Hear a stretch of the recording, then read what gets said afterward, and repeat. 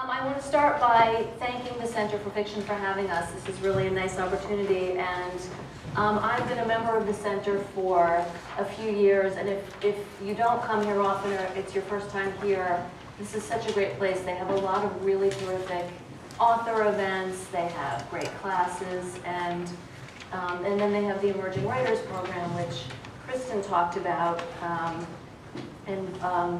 I've been lucky to work with a couple of the writers, and you guys have too. So, I wanted to start by asking how many people here are writers?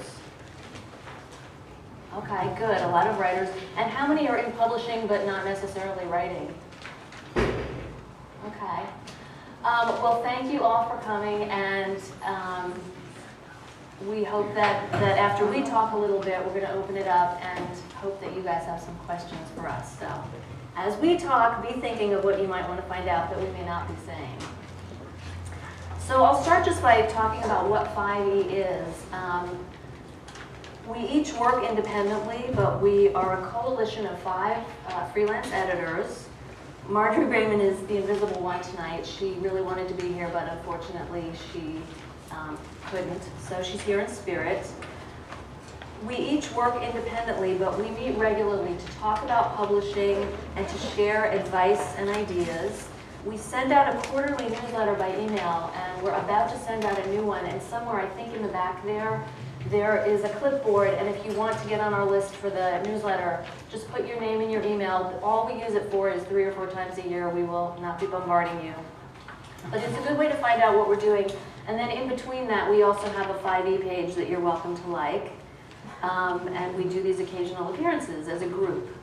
All of us worked for major publishing houses, and then we went off on our own. And the collective experience that we have made us want to come together and just sort of support each other and, share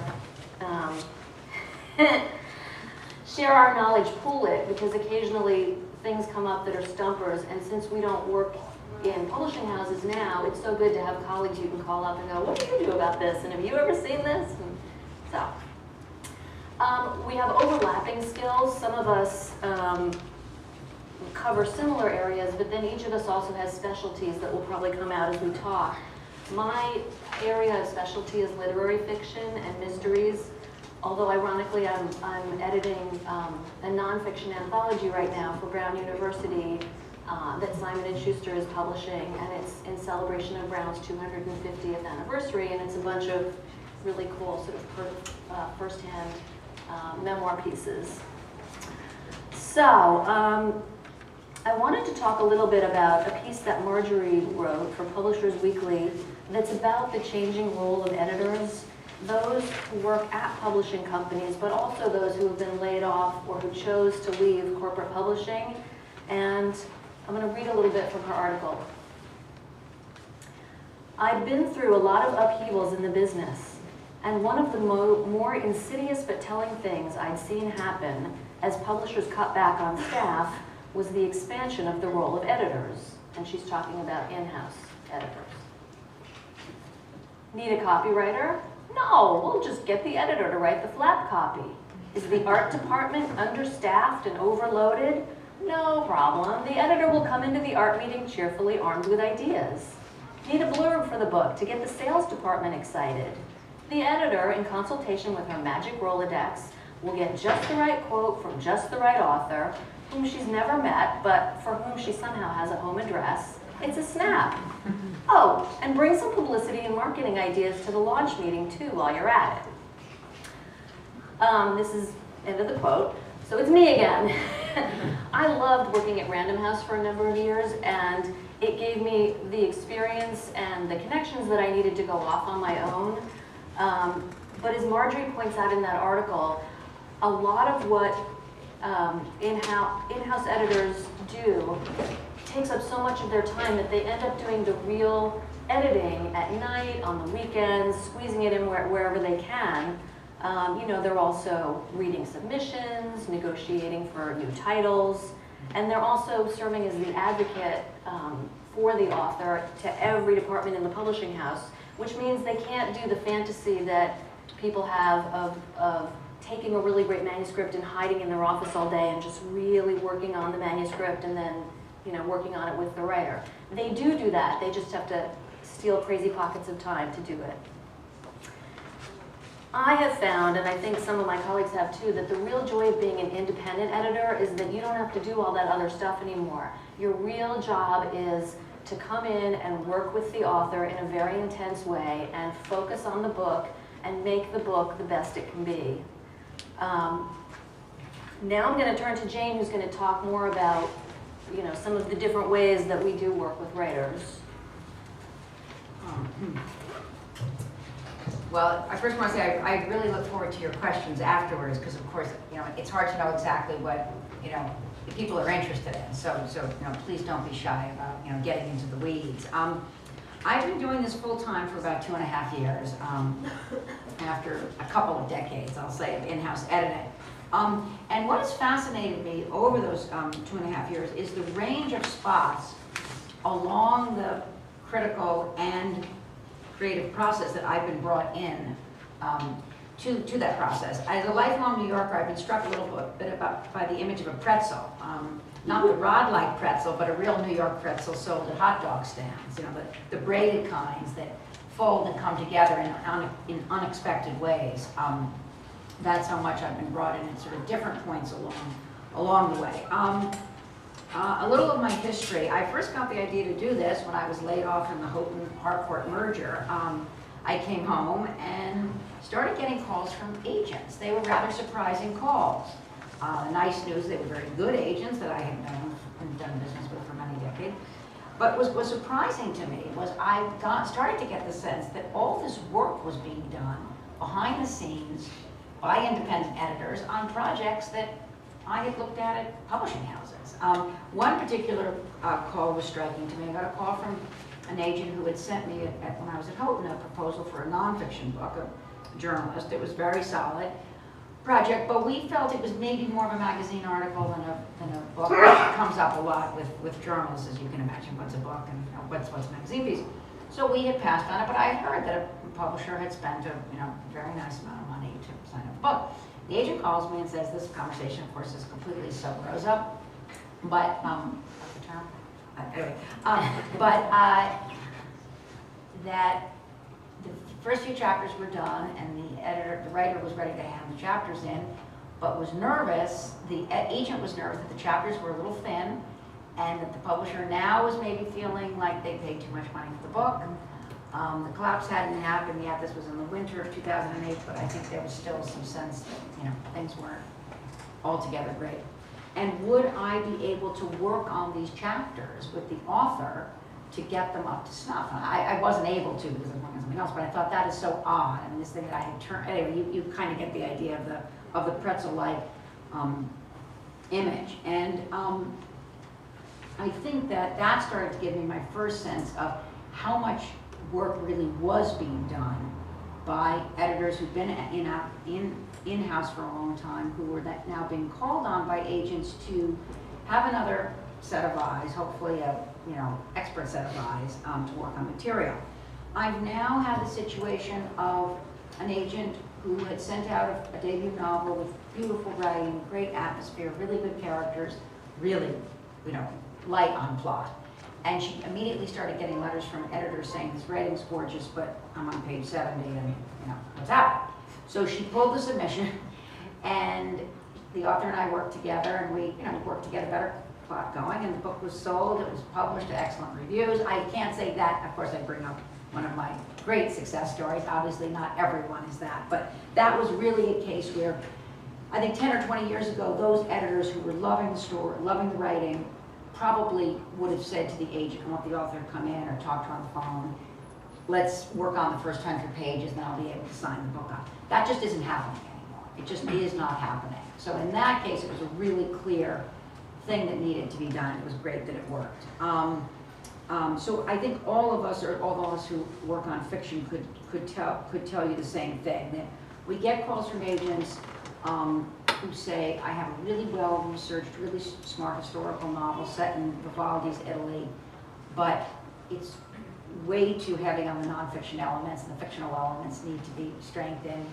could you work with the author? So that's definitely one strand that is happening all the time. I think we also get called in by agents because we know how books get talked about in-house. I mean, there's the endless cliche about, you don't want to see how sausage is made at the sausage factory. I mean, Sausage, pretzels. Yes, you get the motif. And, but in fact, for those of us who have sat at editorial meetings, and I suspect there are much nicer places to work than sausage factories, we know how novels get talked about, how memoirs get talked about, and so we know certain things that need to be worked on in terms of kind of the packaging of the material. So that is something else I think we see a lot. And one agent had said to me in a newsletter, one of our newsletters that we send out, that when she thought about working with someone who needed some help, although the project was quite promising, she said, when I think of the number of really experienced former in-house editors who are out there with whom you can get some advice, she said it's kind of mind-boggling. And so I think that's very true. So in 1 week, I can go from editing for publishers, which I do. Thus far, all my editing for publishers, interestingly enough, I have not been hired by the publisher. I've been hired by the writer and the agent, not the writer, but the agent bringing me in, who feel that the editor just doesn't have time to do enough editing. There was one case where the editor in-house thought the book was ready to go, and the author and the agent were not happy with the second half of the book and felt it needed more work. So I can go from editing for publishers to giving advice to writers really just starting out. I recently read a memoir by a very talented writer, a memoir about her relationship with her mother. I felt it was too raw and too personal, and she hadn't found a way to make the story universal. And I really urged her to put that aside for the moment as a memoir and really try to get some personal pieces published, in places that publish personal essays, whether it's the Huffington Post or all sorts of other places. So I'm feeling very energized and challenged by this new role. I'm, of course, as Judy says, still editing in the way that I've always edited. I mean, that doesn't change. But I'm also getting to tap into another vein of creativity, my own and others. I'm also playing motivator and therapist, but that, of course, is always true. With the goal of getting a writer to do his or her own best work. The goal, of course, is publication. Hopefully with a commercial house, although we are starting to get some interesting queries about self-publishing. That's something that might come up in the Q&A. But no matter what, it's getting to help the writer, do the best work that he or she can do within that work, or perhaps with maybe to put that work aside and start something new. Thank you, Jane. Pat also does some of this similar type of getting work from writers and agents, but Pat, the thing I would love for you to talk about some is the collaborative writing, the book doctoring. You work more with publishers than I do, certainly. Okay, let me turn this on. Is this on? And I forgot to turn mine on. Everybody heard you. Yeah. I think my batteries died, so I'll just try to talk to the back of the room. Thank you so much for coming. It's really great to see this many people here. I got into this role by accident, which is how I got into publishing to begin with. So I think, as you can tell from listening to all of us, you have to be rather versatile and figure out, okay, how will I make a living now that I don't have a regular paycheck? So I started out, again, by accident, being hired by the people who had fired me. They said, well, you may not be a good executive, but you're a very good editor. So we're going to give you an assignment. This book that you signed up, the writer didn't work out, so you will finish the book. And this was with Quincy Jones. And I said, really? So there I was out in Hollywood. And Quincy Jones is house with all his many music awards, and he's talking on the phone to Chaka Khan. And I have to figure out how to help him finish his book. And I did turn out to be a good person for the job, because the reason I was hired, I, quote, had no agenda other than fixing the book. I wasn't on anybody's side one way or the other. I just wanted to help him carry on, because I believed he had a fascinating story. So after that, I was hired, interestingly, by other publishers who had memoirs. And what had happened was, they gave people contracts because people like Andrea Mitchell from NBC News and Karen Hughes, who had been a top White House advisor, had a platform from which to, publish a book, publicize a book, talk to reporters, sell a book, but they had never written a book. And the in-house editor does not have time to sit there and act like a coach. So I actually auditioned for a couple of these jobs where I went in, listened to the person talk for a while, asked them to give me some kind of writing, whether it was a bunch of emails or speeches or journal entries, and then I wrote them an outline of what their book should be. And I felt like the training for all this was being a fiction editor, because I tell people when they say, what kind of books are you good at? I wouldn't do a cookbook, I wouldn't do a science book, but I love doing storytelling. And if you can edit a good novel, I believe you can help someone figure out how to tell their life story. Because it's the same set of skills. You have to figure out what to emphasize, how to make what you call a narrative arc, how to make sure the pages keep turning, what to leave aside, what to emphasize, etc. And then I found some other interesting assignments that came up where the person who was writing the book wanted to write their own book, but again had never written a book before. So, for instance, I worked with Suze Rodolo, who was Bob Dylan's first girlfriend in The Village. And Jerry Howard at Random House had seen her on a Martin Scorsese documentary about Dylan, and she had never spoken all these years about their relationship. And she was so he gave her a contract. She was a visual artist, and she had a keen sense of storytelling, and she had all these wonderful vignettes, but they weren't set in any kind of structure or narrative. So I actually sat down with her and helped her write what we call, segues, things that would make the chapters cohere. And then I sat down and rearranged the whole thing. And then she would comment and we'd go back and forth. And I call that book doctoring, or in other words, creative intervention. It's a little bit beyond editing, but you don't want the person whose book it is to feel that you are writing their book. That's the trickiest issue. And in other collaboration jobs, where I've really been brought in at the beginning to try to help the person find a voice on the page, there's always that back and forth. If they say it doesn't sound like me, then you say, please tell me how you'd like it to sound. And you go back and forth into true collaboration. So I found also that my training in detective fiction was very interesting for all of this. Again, figuring out, how the puzzle pieces should go together. So it's been great. It's been really fun, and I also love working with new writers. I'm working with a fellow here at the center, and I worked with one last season too. So I really try and do anything that's fun, challenging. I just have to feel that I can bring something to the party, that I can understand the writer's project, whether it's a memoir, whether it's a first novel, whether it's a work of commercial fiction. I have to have some kind of feeling about it that I have something to say to that writer. And in a particular situation with the more celebrity-oriented clients, you also have to have some personal chemistry, because you have to realize that you are their I wouldn't exactly say servant, but I kept being told in my initial interviewing process, they kept saying, you were the chattiest interviewer I've ever encountered. And I said, okay, I have to step back here. I can't talk so much, I have to listen more. So it was all very instructive, and I think one of the most fun things, I think I've been doing it the longest of anybody here, about a dozen years now. And what I love about it is every project's different, all kinds of new challenges, and creative stretch. Some projects you have no clue how it's going to turn out. You just, as I said, who knew? The editor said to me, oh, you go finish Quincy Jones's book. I said, really? I never did anything like that in my life.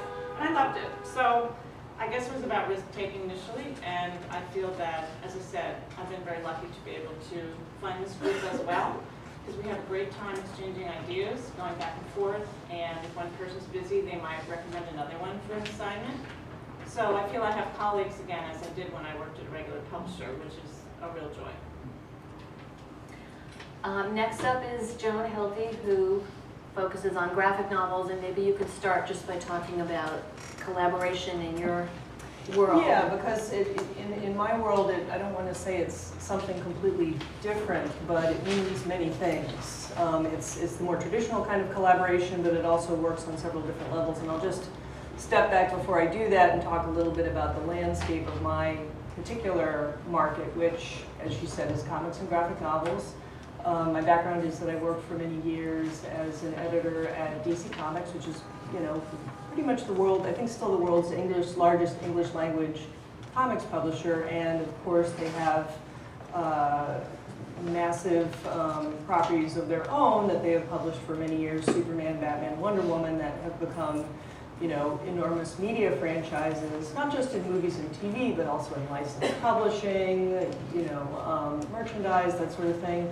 But they've also actually, over the years, bankrolled many creative ventures in comics and graphic novels, especially the Vertigo imprint, where I worked for many years, and who some of you might know as many people who first came to comics and graphic novels came to it through the non-superhero work of the Vertigo imprint. It's where Neil Gaiman more or less got his start with the Sandman series.